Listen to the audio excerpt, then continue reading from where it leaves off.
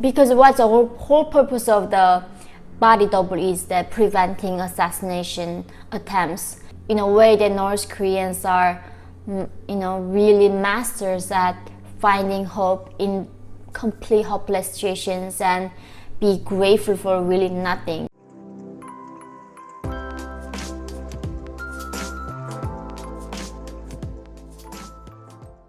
Hi guys! Welcome to my channel. My name is Yeonmi. I'm a North Korean de facto human rights activist. Today in this video, I'm going to finally talk about the body doubles of Kim family in North Korea. A lot of people ask me, is that true that Kim Jong-un has body double? And yes, he does have body doubles. This tradition didn't just begin with Kim Jong-un, it began from the first Kim Il-sung. What we heard that Stalin in Soviet Union had the body doubles because he was also equally paranoid about assassination attempts, and he had them, and Kim Il-sung thought, cool, why not? So he had them too, and this tradition is going down to next Kim and following Kims. So we don't know. I personally don't know exactly how many Kim Il-sung, the first Kim, had them. But according to a lot of sources that I have, and when I was talking to the top elites from North Korea, they told me that Kim Jong-il, the second Kim, had 3 of them at least. Kim Jong-il case, the second Kim, he was a party boy. He loved parties. He loved drinking.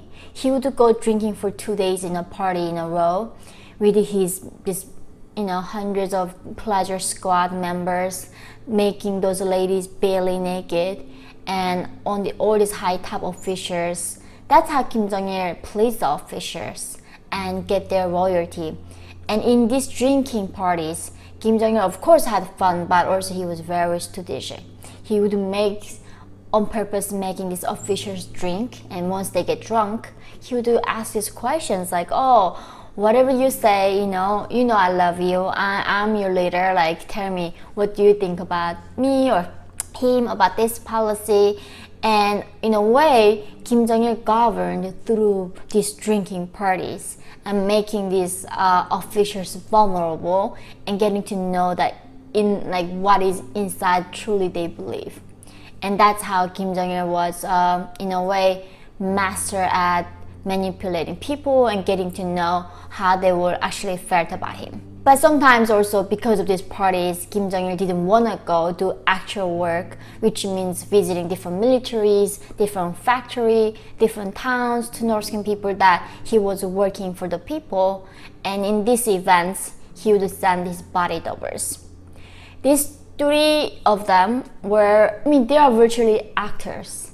And in North Korea, if you don't learn something quickly and fast enough, you're gonna get shot, especially when you have to act, the god.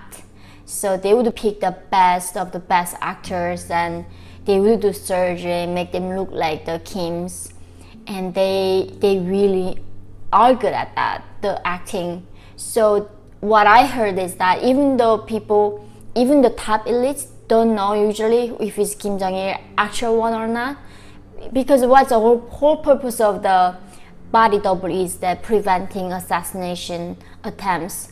And usually assassination attempts, begins with the elites. So they had to deceive the elites first. And most people, we will never see Kims in our life. How do we know if it's an actual one or not? And that's how they had to be good at it. Otherwise it wouldn't work. Kim Jong-il was really good at it, and Kim Jong-il was so even paranoid to the point he never flew in his lifetime. Whenever he went to Russia or China, he would take trains for days and days, go to Moscow or Beijing. That's how scared he was, even for his life. He didn't want to even fly in this 21st century. Now let's come to the final Kim Jong-un. He does have body doubles, but the fact that some newspapers saying, Kim Jong-un is dead already, or he's coma and his body double is moving around, that isn't actually true. Kim Jong-un is alive, pretty much ruling the country as what he's done for the past 5 years. And his body double is still there, of course, but it's not like the body doubles are in charge of anything. What was a shocking news that I heard from another top elite from North Korea is that actually Kim Jong-un might even have killed his aunt. Do you remember recently I did a video about Kim Jong-un's uncle was killed by Kim Jong-un, and the wife of him was his aunt, Kim Kyung-hee, and she is a daughter of Kim Jong-il, and she was really loved by his father. After Jang Song-taek, the uncle, was killed in 2013, in 2014, a lot of people who were supporting Kim Kyung-hee, the aunt, were disappearing and getting punished as well. And since that 2014, Kim Kyung-hee didn't show up in the public eye for 6 years. And suddenly, the beginning of this year, she showed up after 6 years of disappearance. And she was watching this show with Lee Seol-ju, the wife of Kim Jong-un, and that was also the last time Lee Seol-ju showed in public eye. And it looked so odd, even though Kim Kyung-hee, of course, looked like her resemblance, but something about her looked so awful, and everyone thought that that was a body double of Kim Kyung-hee.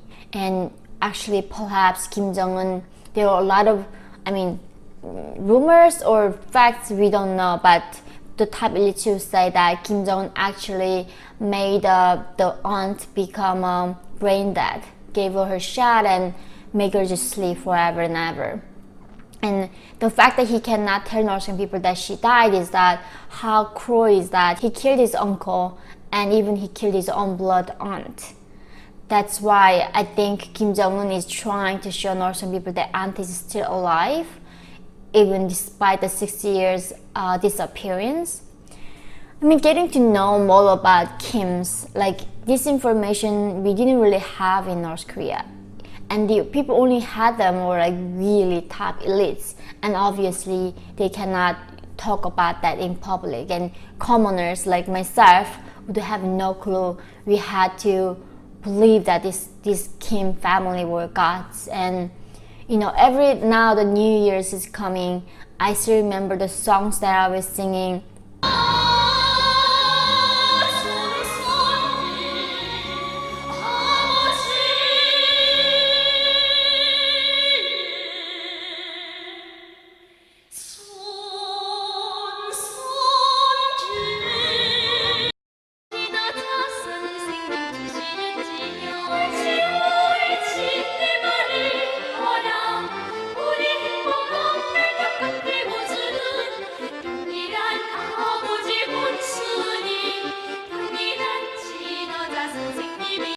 That Kim Jong-il was hungry. He would going to town and town and town, making sure that we sleep in safety, and he would be really hungry. He couldn't even sleep comfortably lying down because he was in the car.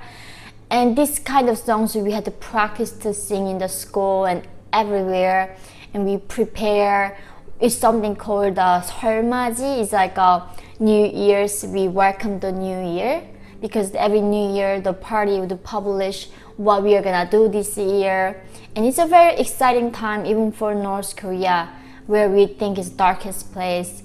Without hope we can never live, and that's why I think in a way that North Koreans are really masters at finding hope in complete hopeless situations and be grateful for really nothing. They wouldn't think that's something they should be grateful for. And now I'm thinking about my people. I have all this information to know and the truth about this ugliness of this dictatorship. And so many of North Korean people still have no clue, and they have to worship this dictator to survive. And in a way, even information is a privilege. Knowing the truth is also privilege. I'm so grateful as always that you support my channel and getting to know the real North Korea beyond what the traditional media covered about. North Korea is definitely beyond Kim Jong-un's haircut, and it is all these dynamics that I'm trying to bring to this channel. Thank you guys for watching, and if you really like what I do, please go support me on my Patreon. Your really support enables me to cover everything that I want to cover despite the censorship and anything. Thank you, and I look forward to seeing you all next time. Bye guys!